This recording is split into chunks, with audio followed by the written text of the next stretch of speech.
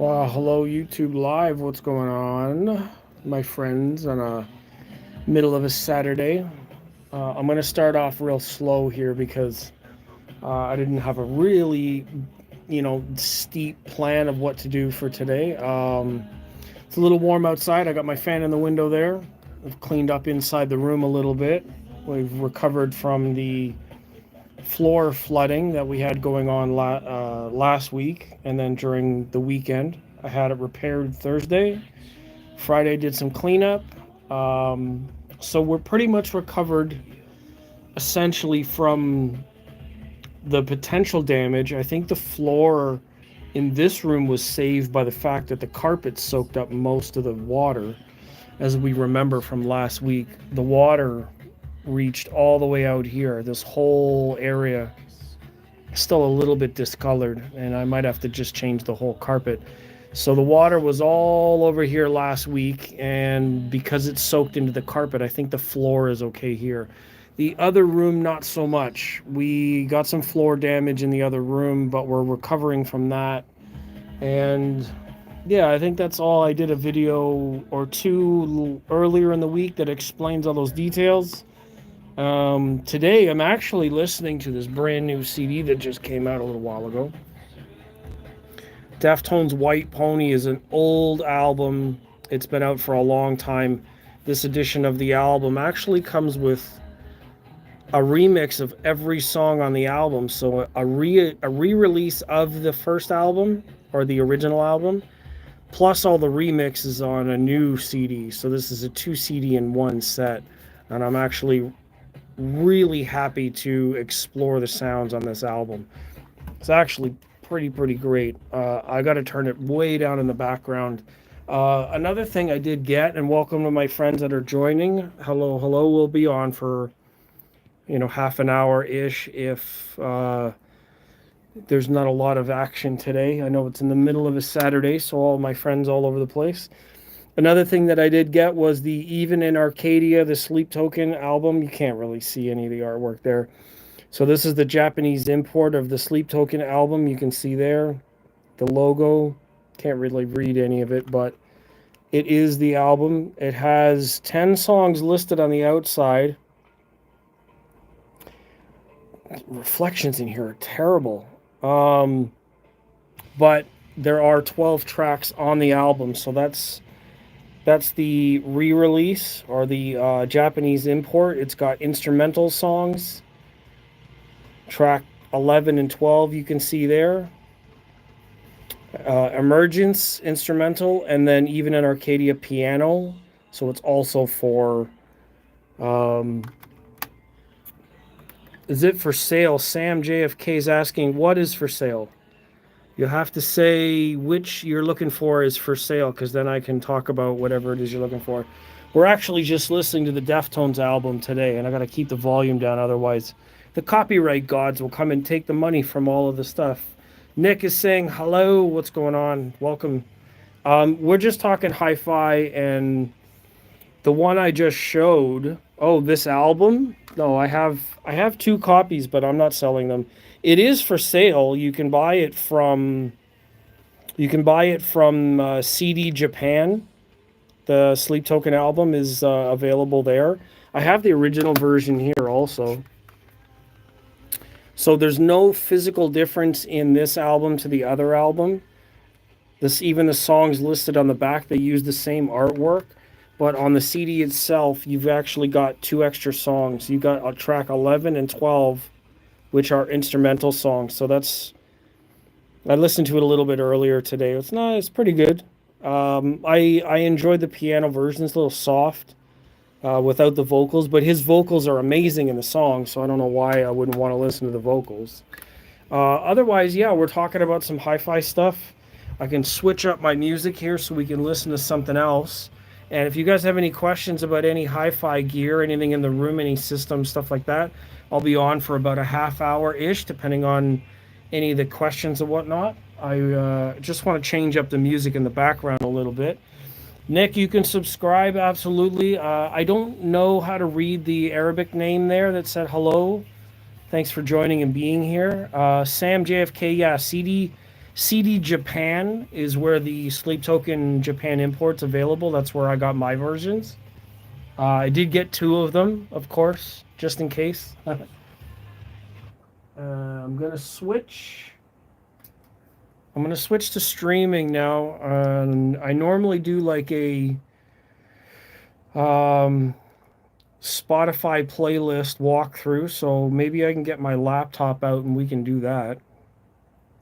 Actually, normally use my iPad, so I can go grab my iPad so we can listen to that. But we don't necessarily have to. Just want to have some music in the background. I can put some copyright music on so it's not as boring. Let me go to broadcast there. All right. So essentially, let me walk through my spaces. CD Japan. Yeah, I think that's what it's called. cdjapan.jp. You can Google it and definitely find out. I don't have the receipts anymore. Just to show. Not that one. What am I doing? There's the other one. So that's the one version that I opened and listened to, and here's the other one. Still in the wrapper.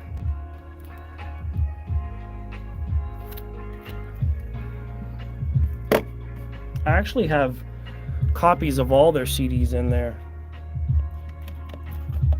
All of them are unwrapped. Even in Arcadia,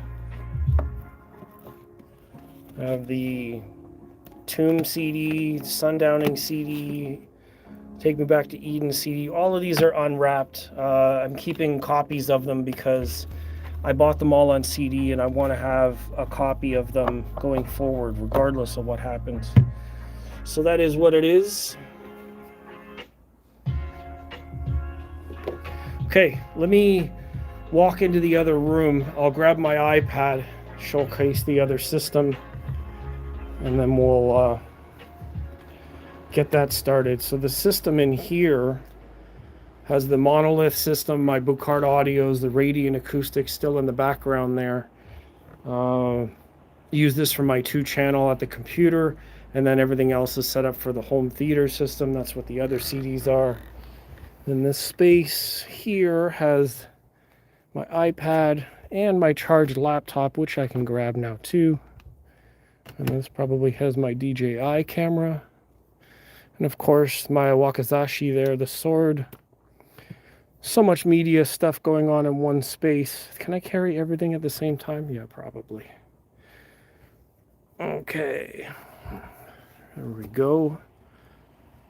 That's what live streaming is all about. You get to see the entire space, nothing hidden, no secrets. I don't need to pretend I'm some kind of a high-class professional just for YouTube. What's the difference? This is how it really is.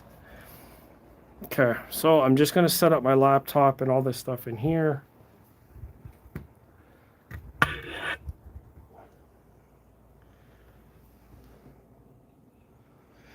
Sit back in the chair. So yeah, the lights I have behind my speakers are reactive to the music.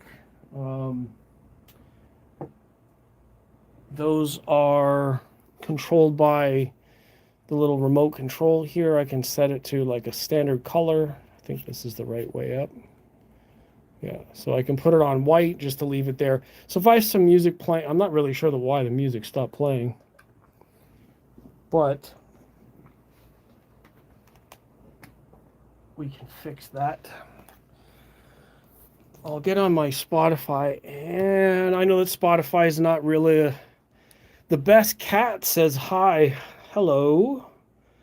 Thanks for joining. So I did a release radar list yesterday, and that was basically this playlist. I had a whole bunch of new songs played yesterday. That playlist is up yesterday, so if you want to hear all the songs that were suggested to me for yesterday, you can go ahead and do that. And then from here, we're just listening to some copyright-free music while I'm chatting with friends.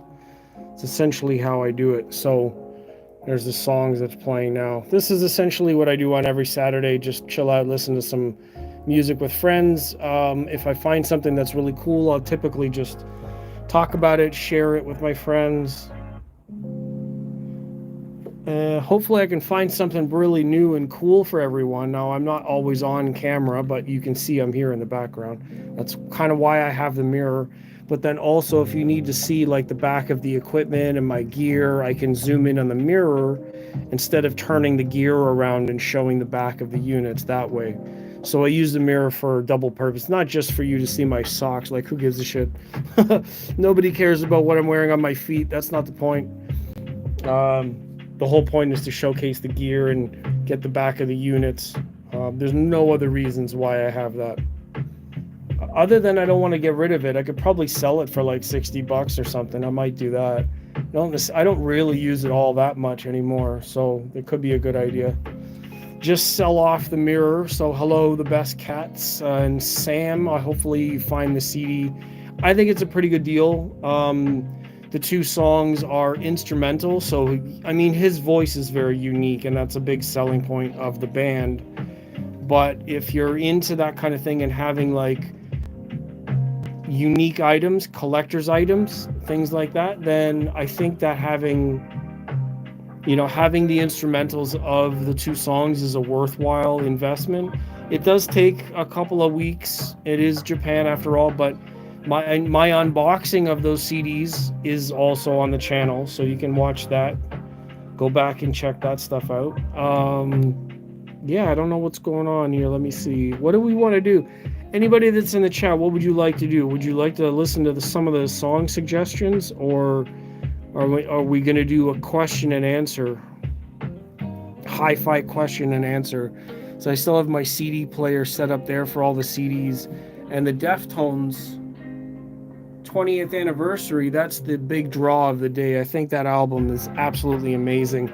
I had to grab it on CD again.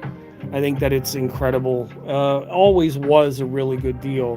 But we have this, and this is what I typically do Saturdays, is go through my weekly discovery and find out what kind of music Spotify has selected for me this week. So everybody's in agreement. Not that I have to go by what everybody says, but I think what we'll do is start up the weekly discovery. Let my friends find the podcast here, not podcast, but the live stream. I'm going to stick around for a number of songs. I typically do about a minute of each song. There's typically 30 songs in the list, so it brings us to about 45 minutes. I'm going to go in order here. I think the volume is a pretty good set. All right, so let's check it out. We'll start at the first song and go through. I'm going to put them all on screen for everybody. I might not read them out, but it'll give you an idea of what's happening in the background. Discover some music with me each week. I do this just about every Saturday, unless the weather's really good, and then I got to go outside, which is kind of why I'm doing this in a hurry and a little bit early, because it is a really good day outside, despite my having the fan in the window. It is really sunny, but it's cool outside, so I'm trying to get some of the air in. And we're going to flip through these songs. And if you like the songs, just check them out. Look for them on Qobuz, Tidal, whatever you want. Try them at home. Let's flip through them relatively quickly. Come on. Come on, find the next song. Real easy listening here. Tune in orange. So it is a discovery week. I did Release Radar on Friday. I do weekly discovery on Saturdays. Usually live streaming, because to sit down and edit a video and process it, tell a story, I need to be less ADHD for that, and I don't really have the patience or the mind frame to remember kind of what story I'm telling. Also, if I'm really honest, I've had the same equipment in my room for months and months and months. So there isn't really anything new to talk about. I don't have any new products coming in. I was waiting on a turntable. I really do need to get a new preamp, but that's a little farther off. The amps I have in-house are the same I've had for a while. They are still doing great. The speakers are still some of the best that I could buy at this price. The subs, I got them at one of their SVS giveaways, which is an absolute amazing deal. Then my Rotel preamp and CD player are pretty rock solid right now. I won't be able to upgrade those unless I get more money. So that is what it is. All right, let's move on to the next song here and not give them too much time. Olix for her. This is pretty easy listening as well. I'm not sure why these are all down tempo this week, but it is what it is. Have a drink with me. Get some ice in the glass.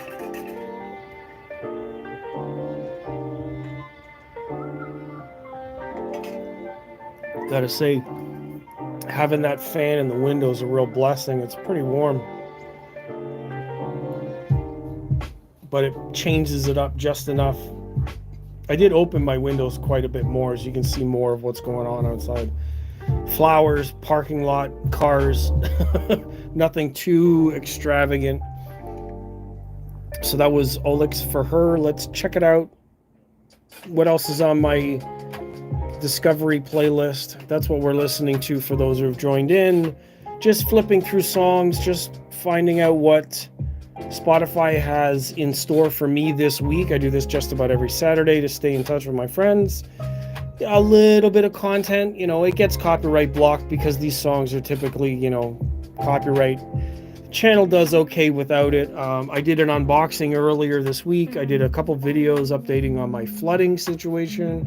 I have new solutions for the windows. I eventually want to change the way the windows are insulated. Right now, in the afternoons after like 2 p.m., so about this time and further, the sun starts blasting against the window and then heating up the window. So in the summertime, obviously I'm in here. The Class D amps don't put off any heat. The DAC in my preamp puts off more heat than my amplifiers, which is absolutely crazy. I don't understand that at all, but that's amazing. I love that for Class D amps. So I have these plans set up to do a little bit of work on the windows, so I can change up the insulation, hopefully control some more bass in the room. Let's see what's going on with this next song. These are all really down-tempo songs. Kohi for 2. This is pretty relaxing. Nothing really thrilling on the Discovery playlist this time. Hey, buddy Tango in the chat. Hope all is better with the water stuff going on. Yes, it is. Thank you very much. We did have some repairs. Now that you're here, thank you for mentioning it. Let's go into the other room here.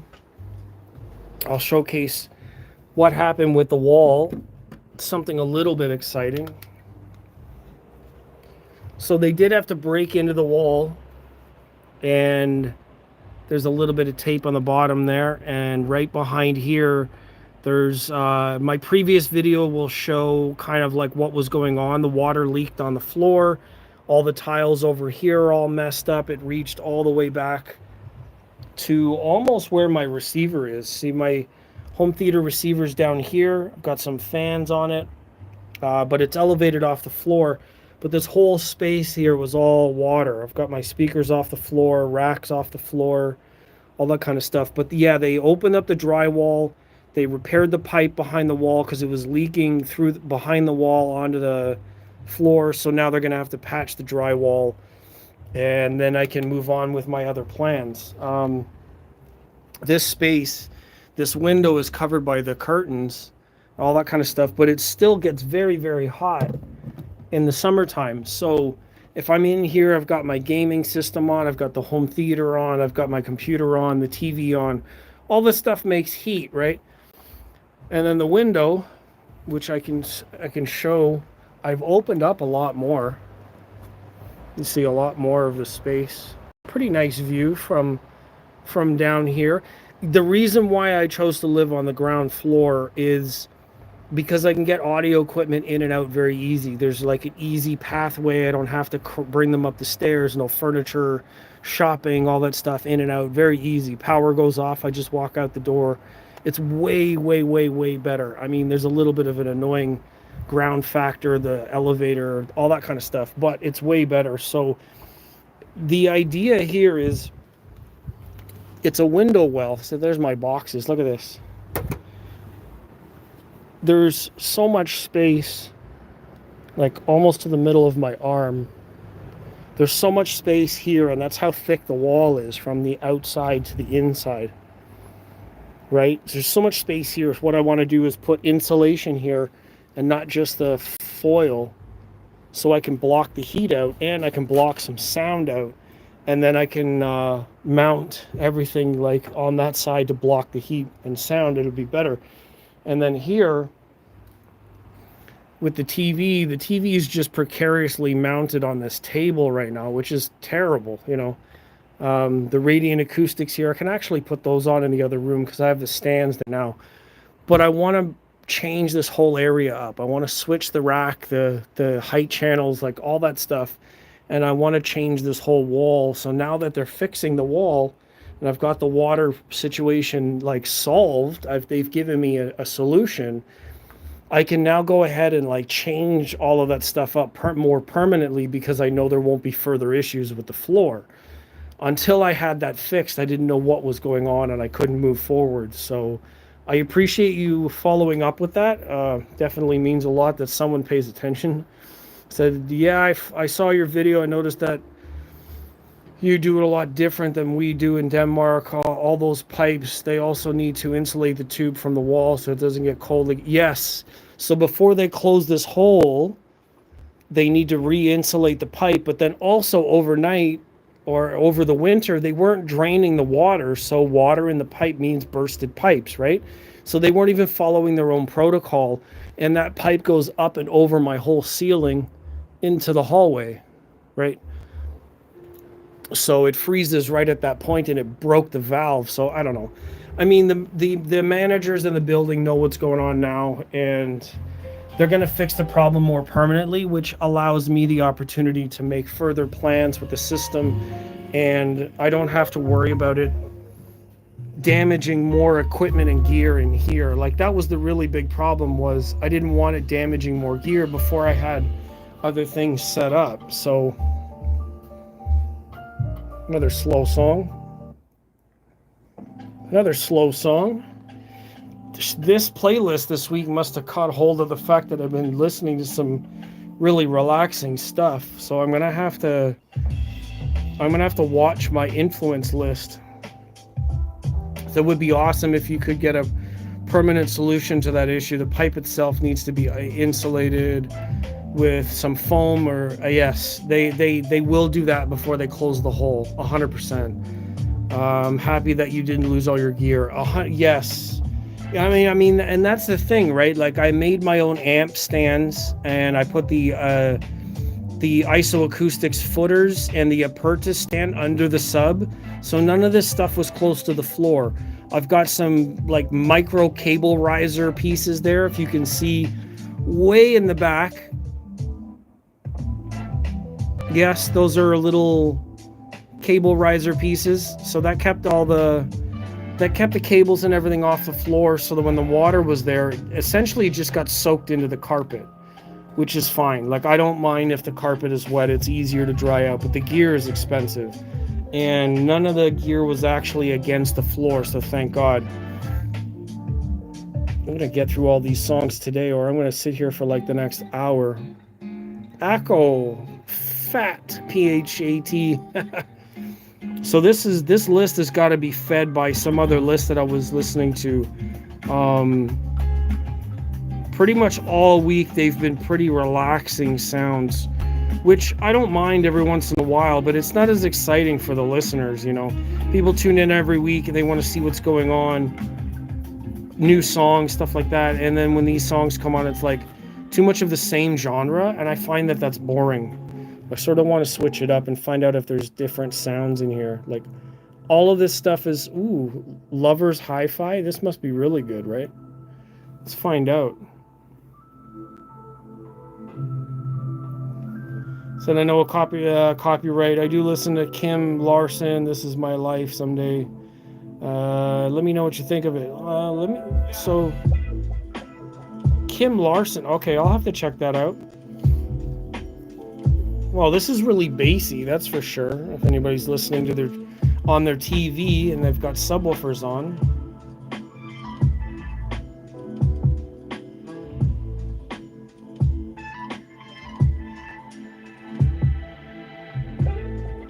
It's not bad. New track for me is 2 Feet Love is a... Oh. Let's see what happens.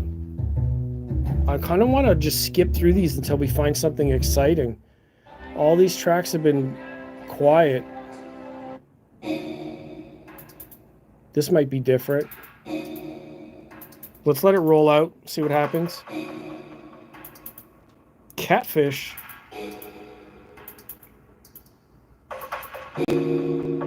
This might be feeding off of the other list that I have that's like dubstep, sort of that kind of tracks. Could be one of the other playlists. See, the way that it works is it gives you more songs similar to what you're already listening to, like a discovery suggestion list. But for me, honestly, like, I don't want suggestions of stuff that I already know. I want to listen to stuff that's different. You know what I mean? Most algorithms are there to feed you more of what you already like, which is like a guarantee for companies and brands. But like, fuck that. I want to listen to stuff that I've never heard before. I don't want to get force-fed the same loop. That's how people become like very monolithic. I've been on a mission. I've been mission out for years because of my PTSD, so I'm way behind on music and stuff. Oh, well, you know what? That's the best way to find it, is just scroll. Be unafraid. Put your hands out and run through the forest. All this stuff sounds calm. Hip-hop-ish. Yeah, I don't think I like this list this week. Release Radar was a little bit better. Let's see if there's something else in this list.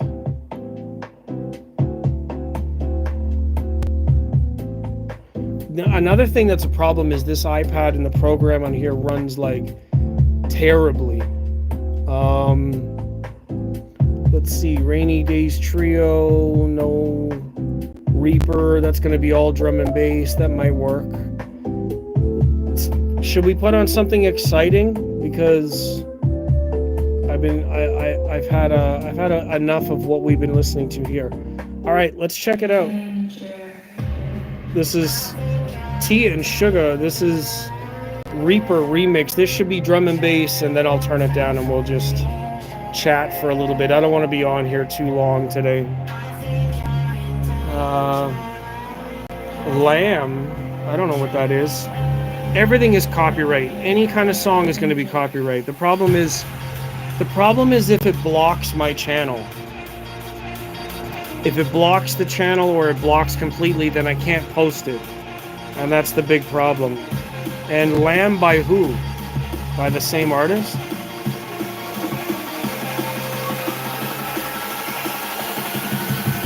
I found Lamb of God.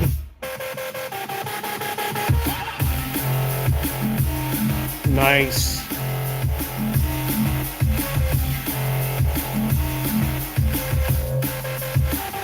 Yeah, but is that the artist or is it a song?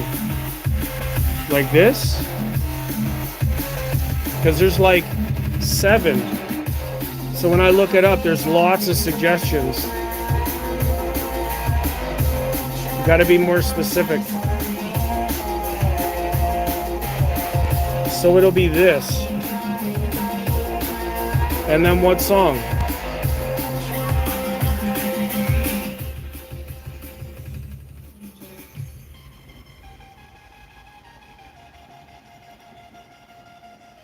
Have to find out. Let's see. We'll do this. This is why I don't like taking suggestions sometimes. So this is the same album.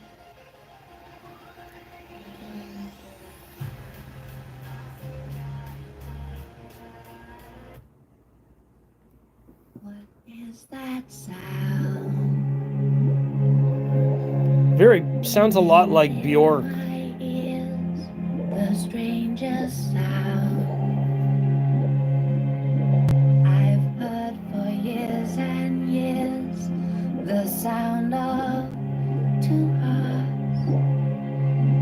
2001. Wow. I don't know if it's copyright. Everything is copyright technically. All the songs that I play here are copyright. Every one of my live videos gets flagged with copyright. Doesn't matter. That's not really, like, as long as it doesn't get blocked, and I won't know until the video gets checked. All songs are copyright blocked. That's why my videos don't make any money. But like I say all the time, the whole reason why I do live videos is not because I want to make money doing this. It's because I want to build a community. I want to have a space here that is exciting for people to tune into and find some new songs and just kind of hang out. And, you know, we don't know if it's going to get blocked, but I could probably just mute it at that point. We'll see what happens. I never know what's going to do what. Depends on the label. One of the songs I was playing the other day was, I'll just switch it up. See, this is, look at this, copyright-free background music. Hopefully this will do well. I played a song the other day, was Barbra Streisand, and a Barbra Streisand song definitely got blocked, so I had to mute that section. I don't know if it worked out or not. And that was from yesterday. So we all need to make a few bucks. Nothing wrong with, yeah, it should, absolutely, but not on these videos. That's the whole point. I have a lot more views on the shorts and short clips and other videos that are like more dedicated for a topic. But when I'm sharing music, I don't want to make the money. It's not my music. I just want to chat with my friends. So a lot of the live videos they're not making any money, and they're not designed to make any money. It's just there so I can chat with my friends. So how can us playing their music not be seen as free ads for the ones who made the music? Yeah, absolutely. Like if you're talking over the song, or if there's something else going on other than the song, then you're not really, like, nobody is going to tune into a video with you talking through it to listen to their music. Like, the laws around using it in the background should change, honestly, because it isn't the same as listening to it on a CD or streaming or on its own sort of streaming thing. Like if it's in the background and someone likes it, they're gonna go and look for it. Yes, of course. I don't understand what the whole point is, but you know how it is in the world. Everybody and their dog and their uncle, and you know what I mean? Like their entire family tree is about extracting as much money from people as possible. They want to make money anywhere they can, or be legally able to make money if and when something happens. So that's just how it is. They want to take the money, they can take the money. What am I supposed to say? Google and YouTube is not my company. I'm not going to argue with them. They have better lawyers. Just is what it is. If I want to make money, I'm going to create my own brand and business and do it offline. I don't need another company's hand in my pocket. I have a day job all week where I give my time for money, and then when I'm at home, then I'm not worried about it. Typically it is free advertising for brands. Like, I don't understand the difference. How many times I heard a song in the background of something and went, hey, that sounds pretty cool. I'm going to go buy it now. What song was that? You know what I mean? It's not like, and it's all about ad revenue and the money that YouTube gets from ads, and the companies that are involved want to take a piece of that money that YouTube puts the ads on it. So instead of paying the people who selected it or want to use it in the background, they're just collecting all the money for themselves, which, you know, is predictable. That's how it is. Absolutely how it is. Otherwise, not a whole lot going on. It's pretty cool outside. The temperatures are not too blisteringly hot. We've got a nice breeze today. 30 kilometer winds.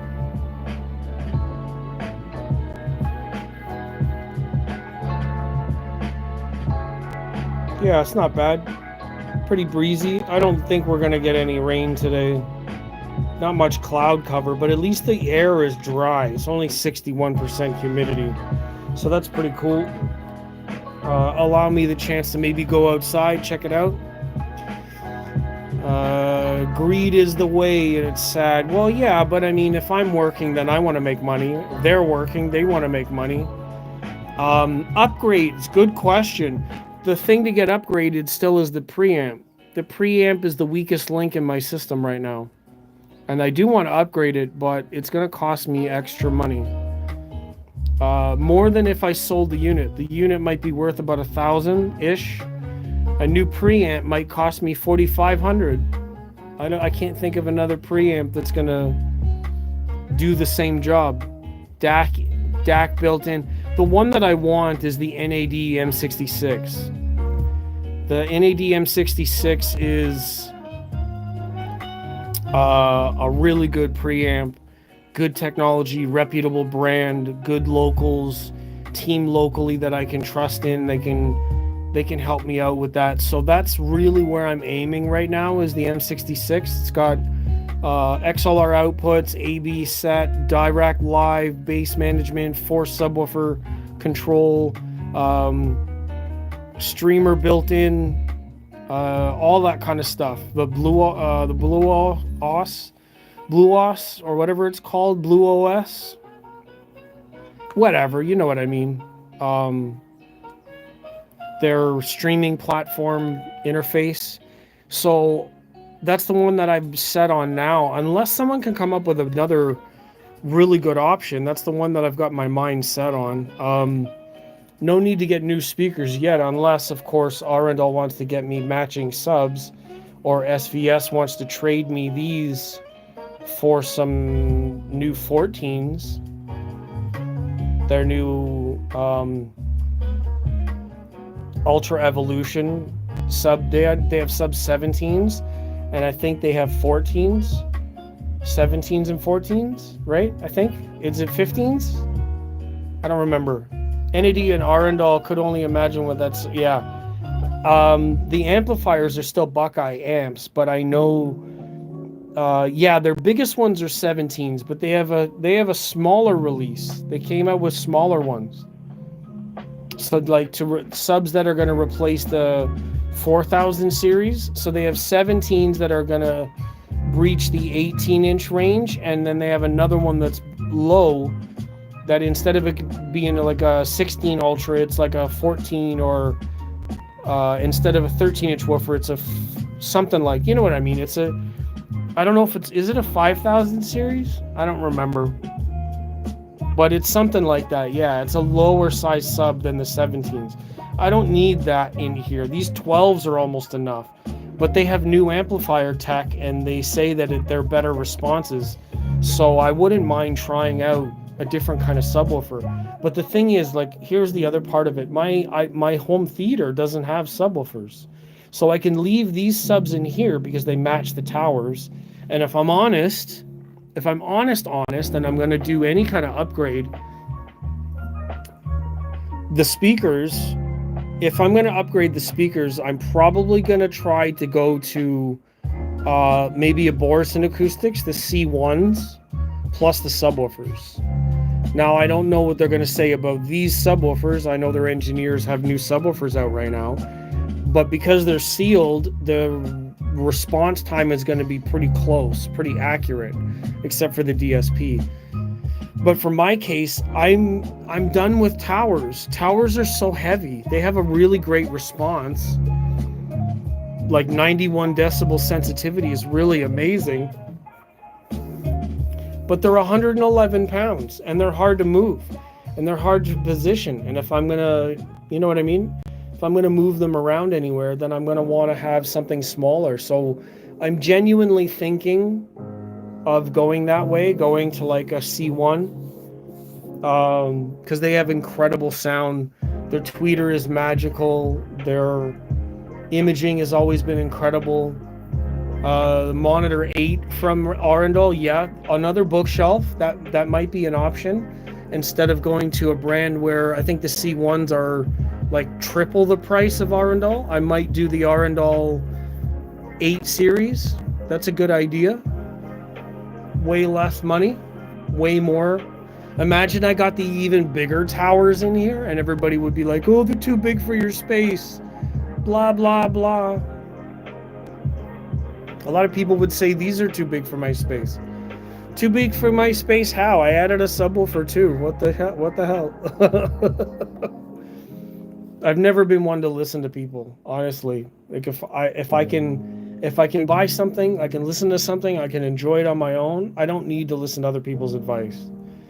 I can listen to people sharing me facts, not opinions, facts like, hey, this is what's going to happen if, and this is what's happening when kind of discussion. That's a little bit different. But if it's just opinion, then really I don't have to listen to that. So would you agree that smaller high quality speakers sometimes play better than big towers? My point is that new towers from Arundel need big place to come alive. Well, they say a lot of power and the space, yeah, for them to breathe. But depending on what? Depending on the room treatment. I have a lot of treatment in here already to manage the sound in room. Now, there's nothing I can do about the bass. The bass in this room, yes. Doesn't matter what I put in here. If I put bookshelves in here, if I put subs in here, if I put anything in here, the physics of the room is going to manipulate the sound of the bass regardless of what I put in this room. So if people say too big, I have to ask them, like, in what way? You know, like, that's not enough for me to say, okay, I agree with you. Like, the room is too small, why? Right? Like, I don't need to hear, oh, it's too small, period. I need to hear too small because, right? Like, give a reason. People say that kind of shit in the comments and arguments and say, okay, it's too big, it's too small, it's too this, they're too close, they're blah, blah, blah. But then give a reason, right? Like, yeah, the room looks incredible, and they do have the white finish towers. Their newer towers are even taller. So I think that's going to be a big deal, is if they're too tall, then the sound's going to go over my head at this listening distance. I'm only 7 feet from these. Honestly, like, my listening position is like, it's not that far. They're like, genuinely, I could get away with bookshelves in here and use subs to tune everything else in. And I mean, if I got, 4 subs in here, then I would be really good. Leave the towers right where they need to be, or the bookshelves, and then tune the rest of it the other way. But I'm really close to the towers in here. It's like 7 feet, not very much.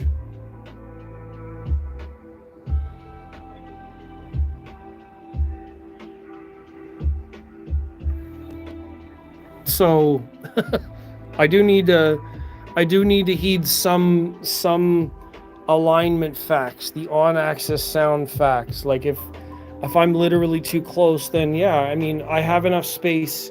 Like, you see how much space is behind them, right? That's easily 2 or 3 feet to the front of the baffle. 3 feet, honestly, like, to back here. And this is a false wall.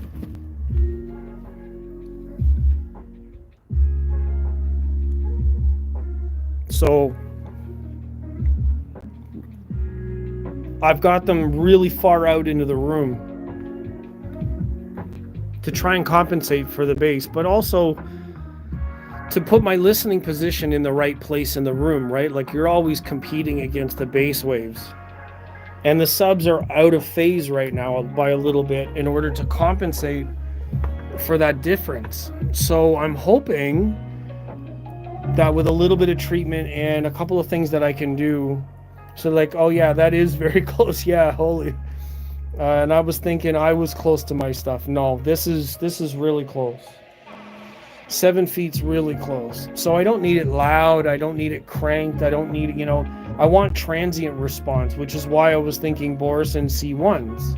C1 bookshelves with their amazing stands would be amazing. C2s would be pushing it. I don't think I have enough money for that. I was thinking the X6, and the X6 is a very large tower again. X3s maybe?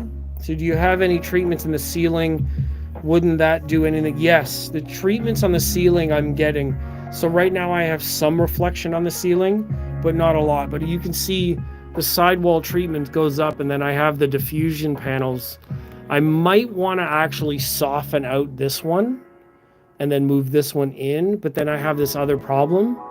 So like I might do something. I have more tiles, but this is, my whole room is under occupation right now. I have my brother staying with me for a while, and until that gets resolved, I don't have the freedom to build out the space the way I wanted to. It was a priority, and I needed to figure that out. So let's see what the pricing is. So from my favorite store, EQ Audio here in Ontario, the X6 floor pairs through 30,000 Canadian for the pair. They're massive, and don't believe this number, for fuck's sakes. I wish they would stop putting this up there. The drivers are not 4.5 inches wide. How do you measure drivers? Put in the chat. I know there's 3 people watching, 1 person talking. How do you measure the drivers? Like if that's a 12-inch sub, how's it measured? If these are 8-inch drivers, as told by Arundel, how are they measured, right? Yeah, X6s are sexy as shit, and they come in white. So here's the difference. If the X6 is 30,000,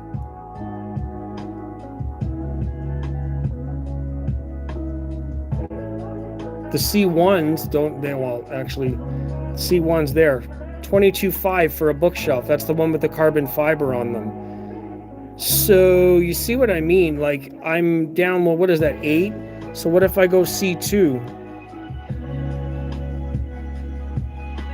Then we're at 37. Actually, that's a photo of the C3, but we're talking about the C2. So I'm up 7,500 from the X6. So you see what I mean? Like I don't know that I need to go that crazy, but 27 in the US, 37 in Canada. That's gross. But they would look amazing. Yeah, and they have white. The C1s come in white. The X6s come in white. Now, of course, if I'm going to be honest with everybody, I probably won't pay retail for them. That's besides the point. And yeah, they would look incredible, but I'd have to be very careful with something very big. So C1s would be, I think C1s are really the sweet spot because they're easier to move. I can tune the subs a little bit better. I'm not giving up any more floor space. Yes, I've looked at RBH. I think I like some of their stuff that they had with the ribbon tweeters. I like some of their MTM stuff that they had on Showcase. Made in the US. I've also been talking with some guys at Outlaw Audio, also in the US. So maybe some things on the horizon. But I mean, I want to deal with the guys here in Canada, my dealers and my friends in Canada. I need to have local service, local reps, local. I'm sorry to say this, but the world and trade right now is so messed up that I can't be considering things that are like outside of Canada, to the point that I have been begging and pleading and arguing with people online to get another speaker in white, and if they offer it to me in white, I might do it. And it's been a long time since I've had the brand for many reasons, but I might do it if they can get them to me in white, because they're Canadian. And I mean, where's my Canadian prices? There we go. That's a Canadian price. Dunn is in the chat. Anyways, so there's the Canadian price. Under 10. And they're powered. And I mean, this is painted in-house. Look at this. If they can do this color, do you think they can't do white? I keep telling them, just do white, make it white. And if they can't do white for me, then what I might do is just get them in one of these other colors. Okay, see there, and there's the amp on the back. So there's no controls, it's just bass controlled with their application.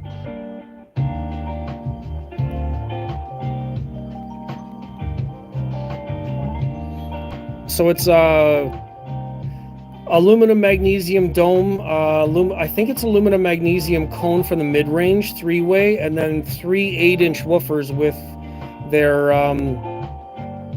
their proprietary technology for the surrounds. It's a little bit like Purify, carbon infused. I know a lot about them. I actually worked for Paradigm and Anthem when they were developing these. So, and I used to own some of the other stuff. They're 93 dB sensitivity. Like, they're a really good speaker.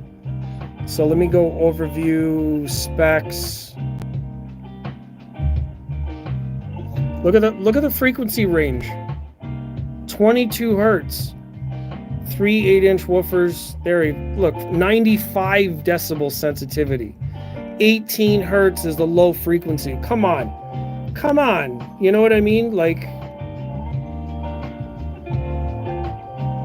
it's a really nice looking speaker with good technology.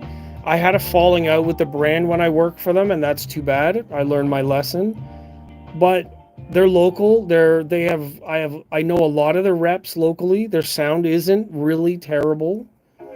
I mean, compared to everything, you think about, these are under $10,000, and the C1s are over $10,000. They're like $17,000, $18,000. I'm spending $8,000 or $9,000 more for a bookshelf when this exists in a tower, and it's got all kinds of sound like features and controls that I can do. So if I got NAD to control everything, and then I've got these controlled with powered bass and in-room correction, they have built-in bass correction.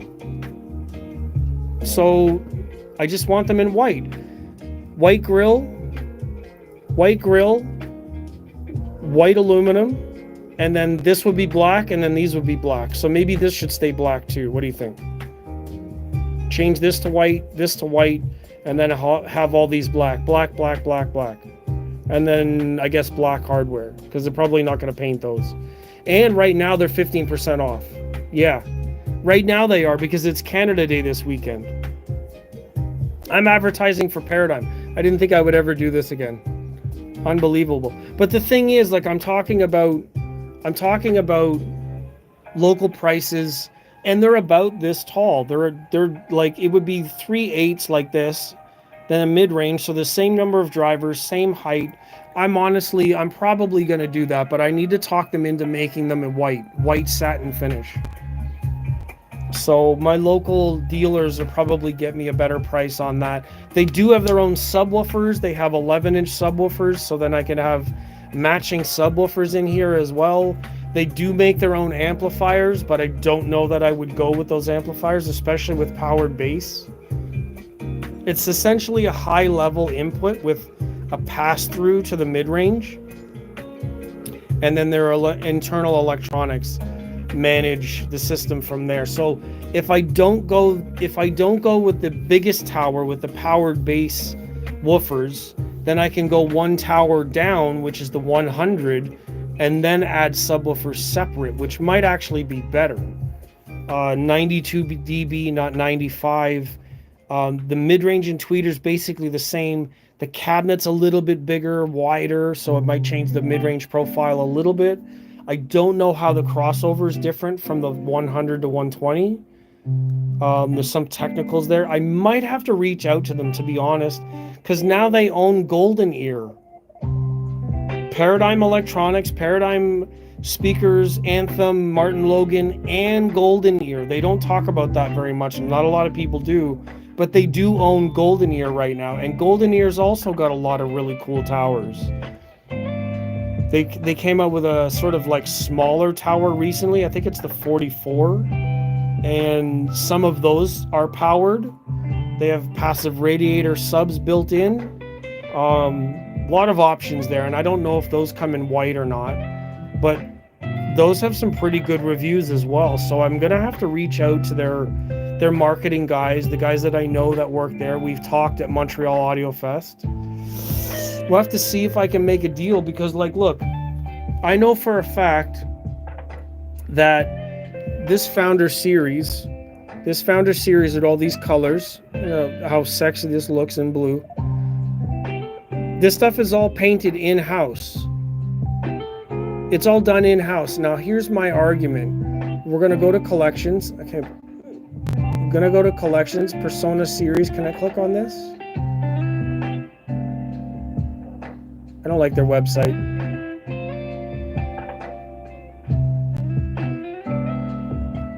Signature series are the ones that I love. Persona, okay. So we're going to go to Persona starting at whatever. Okay, so this is the 3. This is the basic tower. Look at this. Look at this in white. So that's what I'm asking for. So I have a pair of Paradigm Studio 100 V2. Hevmet, thank you for commenting. Jesus Lord. A lot of people watch and they don't ever say anything. I really appreciate that. Thank you. Studio 100's V2 from a while ago. So that's the ones they have the yellow mid-range-ish? No. They wouldn't have yellow mid-range. They have the boxy hardware. V2s are going to have... Yeah, I remember them. Anyways, this is what I want in the Founders. That's what I want. So instead of this, they'd have everything in white. So here's the problem. They can't change this. The waveguide. They can't change this color. This will have to stay black. So the 100s would be close to this one. Not the one. Not.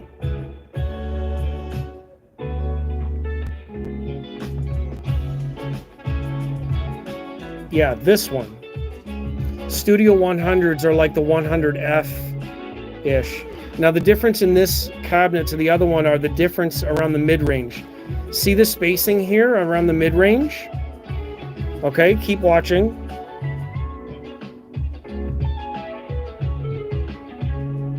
So this is... I don't think that this is the right image because that space is basically the same. If these are 8-inch woofers, the 6-inch mid-range shouldn't be that size. It should actually be further apart. So I've had this problem happen before where they're using 100F photos for the 120H image. So hold on, what's the price on them? Well, they're 15% off right now. Where do you live right now? And I don't know if it applies in the US. And if you do buy them, you can tell them that I influenced it. They might actually get a kick out of that. 120H Paradigms. Jesus. I have to prove a point here because a lot of the images and media and stuff like that you see online, they don't actually photograph them right. Images. Let me see. There we go. That's the correct sizing. You see this? You see the size on the side of the mid-range? This is the 8-inch woofer, and now look how much space is on the side, right? This is correct. This is a 120H cabinet. This isn't. Look, stereophile.com. This is the wrong goddamn image. This is right. This is wrong. Look. Okay, you guys are my proof. This is right. Okay? 120H towers, yes, perfect. That's wrong. You can't mistake them from the back because it has to have this plate. But this is wrong. This is on their own website, for fuck's sakes. That's the wrong cabinet. It's not the right image. I'm not a liar. I'm detailed oriented. That's on their own webpage. I can't believe that. This is right. There's more space there, but that one's wrong. This one's... that's hard to tell. That's probably right. You can immediately tell the difference. once you know what you're looking for. So that's a picture of one of them in real life. That's a 120H. Look at the space on the side. So yeah, I've looked at SVS towers. These are better. Not to say anything bad about SVS, but the Arundels are better. For me, they're better because they have a soft dome. I have a really big problem with the hard domes. I had the bookshelf in here. I did comparisons. So if you watch some of my previous videos, I compare these to the bookshelves, which isn't really a fair comparison, but for tonality on camera, you get the idea. The Arundel, let me see. So the largest towers are going to compete with these for bass output because they have 4/8s. These have 4/8s. The smallest towers, the other thing is like where their tweeter is. I'm not really sure that it lines up on axis for me. Right now, these tweeters are right in my face. So the SVS are about 5,000, or the price on the 100Fs are about 5,000. Let me see, 100 F USD.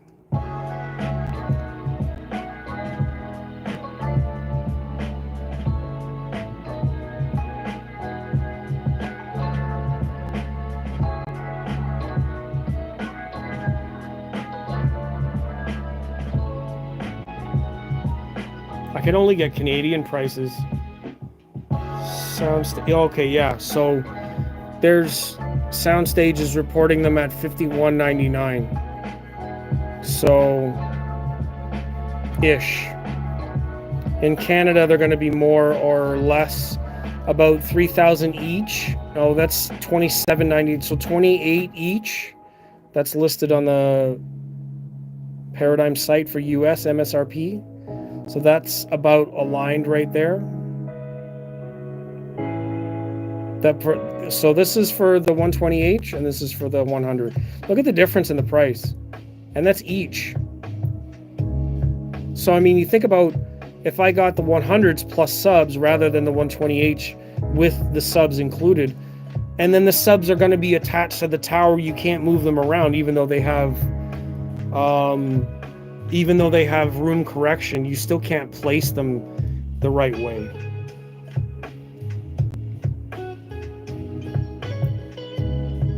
Let me see.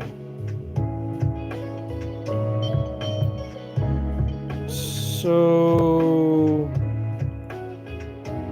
I'm gonna try and find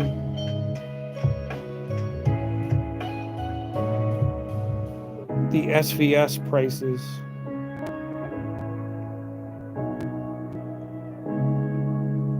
Not Canada, Jesus.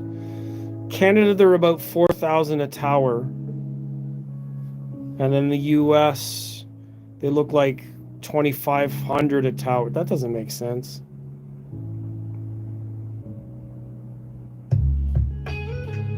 It's hard to find the pricing because the phone knows exactly where I am. So it just gives the pricing based on where you are. Anyways, you can look it up. I don't know. I can't get exact prices, but I guess my point is at the end of the conversation here, the question was, am I getting upgrades? And I already have 3 of the best speakers you could buy, if I'm honest. I already have the Radiant Acoustics, which are an incredible 6.5 Purify driver speaker with passive radiators. I already have the Buchard Audio in the other room.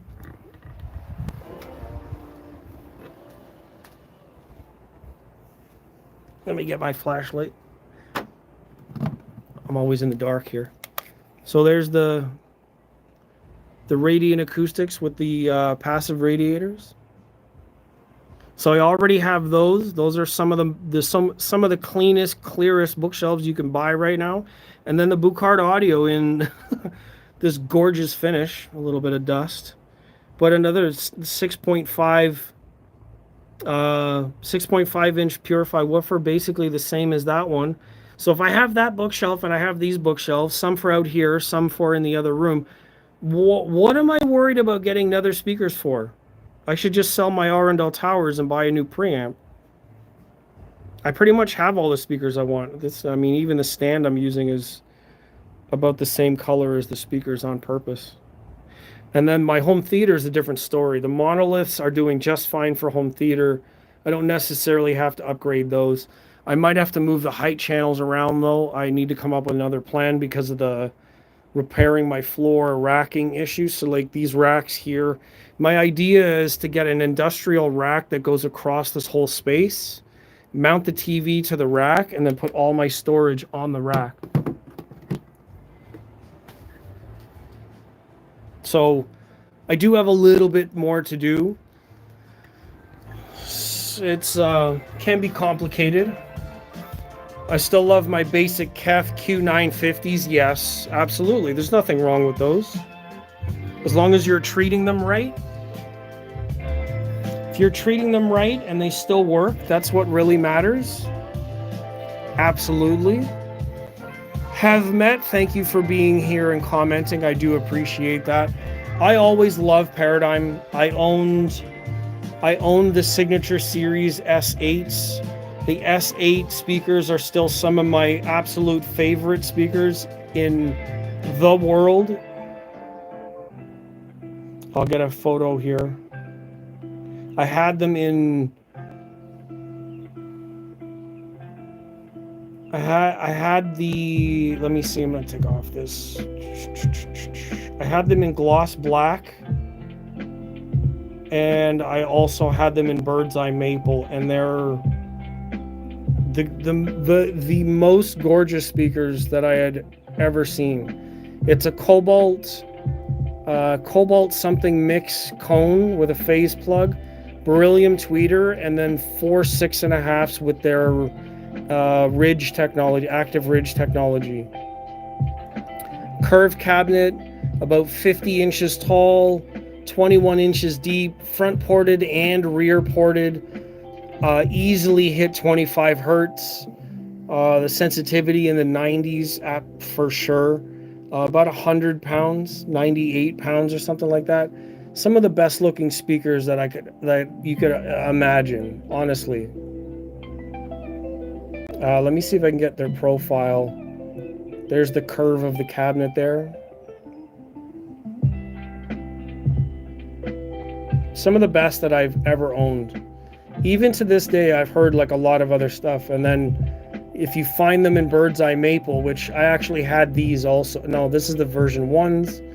Tweeters were a little bit different on the version 2s. There's the version 2s. That's a blurry image if I ever saw one.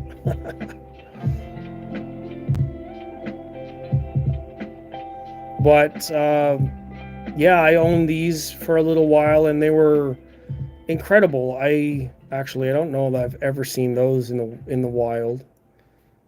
But I mean, they were really making an impact back in the day.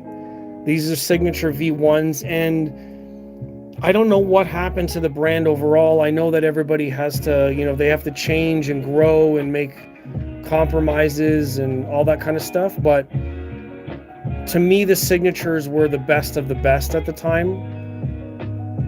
And I think that owning the version 3s were top of the line for me.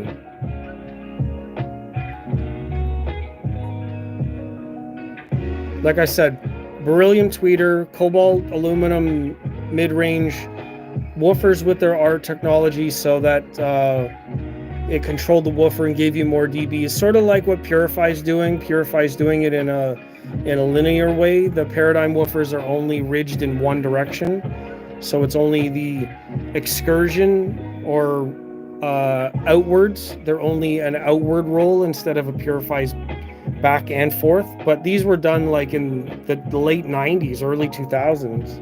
I even remember when these came out. I don't remember. See, that's from the website, and I don't know if there's anything to be said about when they came out. 92 dB sensitive, 24 hertz, 100 pounds. Yeah, I don't know when they were released. but they were some of the best at the time, and that shape is still something that I really appreciate. So trying something new would be awesome. Being able to borrow them. I wish brands were able to do that, but you got to put the money up first. So if you want to borrow Arundel's, you can. In a way, you have to pay your money up front, and then they have like a 60-day trial, so you can listen to them for basically 2 months. And if you're not satisfied with them, you don't want to keep them, then you can just send them back. Chances are, once you have them for about 2 months, you're gonna love them though, and they're a better deal. These are only like what, $6,700, and you're getting all of that performance factory direct. So here's the big thing about buying the speakers is if you're paying MSRP through a dealer, the dealer's getting like 25% on top of the 30% that the brand sold it for. So you're looking at, before it even leaves the factory floor, it's marked up by about 55%. And then costs, if you ever buy anything at costs, it's about 60% less than what you see at a dealer, or lower, sometimes even 70. They're making so much extra money across the board for what they're doing. And I don't disagree with that, but it's just a fact. If you're buying it that way instead of factory direct, Arundel sells them factory direct, SVS sells factory direct. Buckeye, I mean, he's a factory direct builder, but he's building it basically from purchased in bulk amp boards, chassis. It's his own company. So if you sell through a dealer network, the dealer makes a cut. If you buy direct, the dealers are not part of that circle. You're getting that quality at a price, but you're getting more quality for that price essentially because you're not adding the markup value.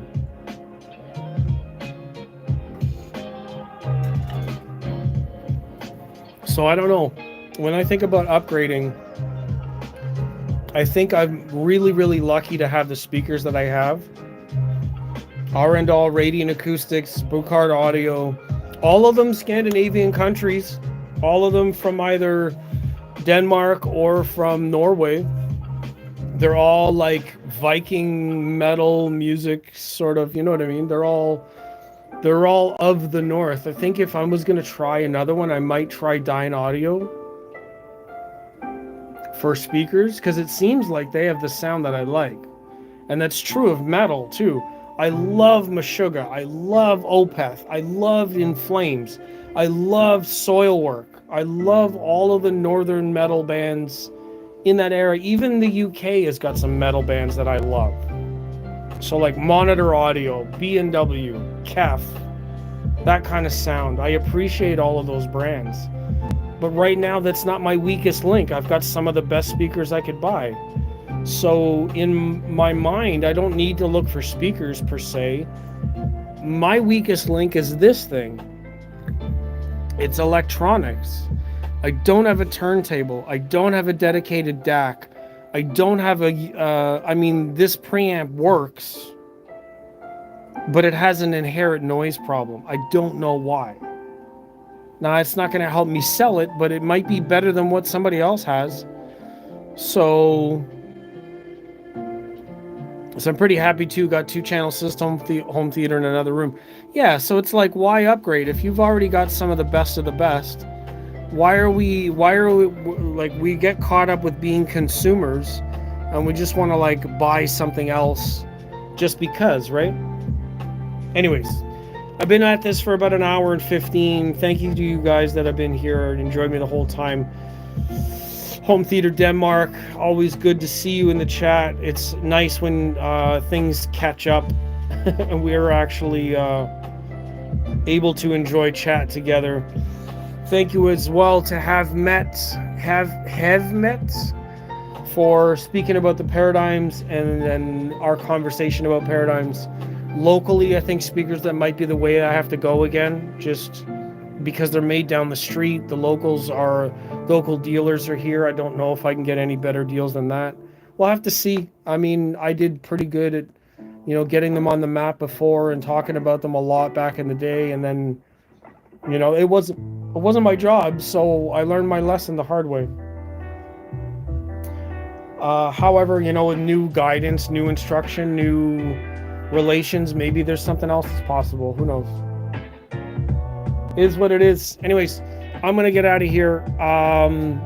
Please enjoy your music. Watch any of the past videos if you're looking for Arundel and Kef measurements or SVS, or not measurements but comparison. Previous videos will have all that stuff. Bryston is another brand, Canada. Yes, it's a little pricey. I mean, I think if I was gonna go amps, I might even do Moon Audio. Moon Audio is also Canadian.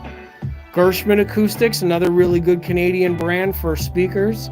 Eon Art Audio, Thomas and Stereo's Galleon amps, those are all Canadian. Joseph Crow speakers, that's another Canadian brand, but we're talking about pricing here, so I have to think about where I'm going to go. But I mean, I'm looking at electronics as the next thing. So used Bryston might be a good idea if I can get them certified. Audio One, the dealer here in Toronto, Audio One, those guys are always really good for stuff like that. I don't need amps though, I just need a good preamp, and the preamp that has a really good DAC, or a good preamp so I could use an external DAC. Now, I have to really do some digging and see what I can come up with. BP3, like I've got pretty good relations with Bryston now because I've done photography with them. So maybe I can get some inside pricing, and then it would be even lower than used.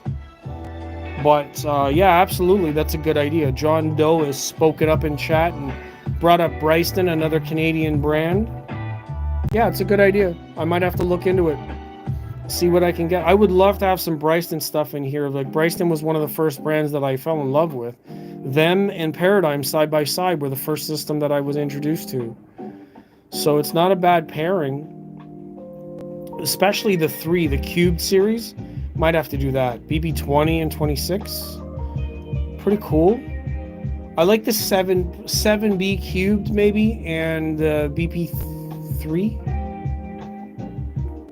I always like the new stuff. I trust the newer stuff, the newer tech. But it's always more expensive, right? I don't really need a 7. The 4 would be enough. I don't need a lot of power. But the thing is, I really like Class D amps that are small and cold. Cold, like no heat. Well, a little bit. SST maybe. SST2? Maybe not a 3. I have to look at all of it. That's a good point though. It's a good point to bring up Bryston and Canadian gear. Because like now, like the way that our economy is in buying certain stuff, yes, that's actually going to be important. Yeah, anyways, I'm gonna go out and enjoy my day. I'm gonna get out here and enjoy some grass, see what I can see in the field. Thank you guys for being part of the stream today. I appreciate it. Follow along with some of the other videos. I'll be here every weekend. I do music chat, HiFi chat, gear. I mean, some of the stuff that we should be checking out. Also, cool songs. The 20th anniversary of Deftones CD came out. It's a really good purchase. The purchase comes with the original album plus remixes for every song, so I highly recommend that. That was pretty cool. So yeah, to go over the system, it's the 1590 Mark II preamp, CD11 Tribute, Rotel, Arundel 1723 THX, SB1000 Pro SVS subwoofers, and the Buckeye amps with the Purify modules and the 40,000 microfarad capacitor upgrade with a new power supply. So that's all of that. And then Bucard Audio and Radiant Acoustics in the other room. Cool. Thanks for being here and joining and supporting. If you get to the end, you could leave a comment, or you could like, or you could subscribe, or you could watch another video and tell me what you think. And then I'll just see you next weekend. I probably don't have anything else going on, but Monday, Tuesday I have off this week because it's a holiday, so that's freaking great. See if I can come back and do another video or something like that. But stay safe. Yes, Home Theater Denmark, John Doe with the Bryston suggestion. See you guys. I'll catch you next week.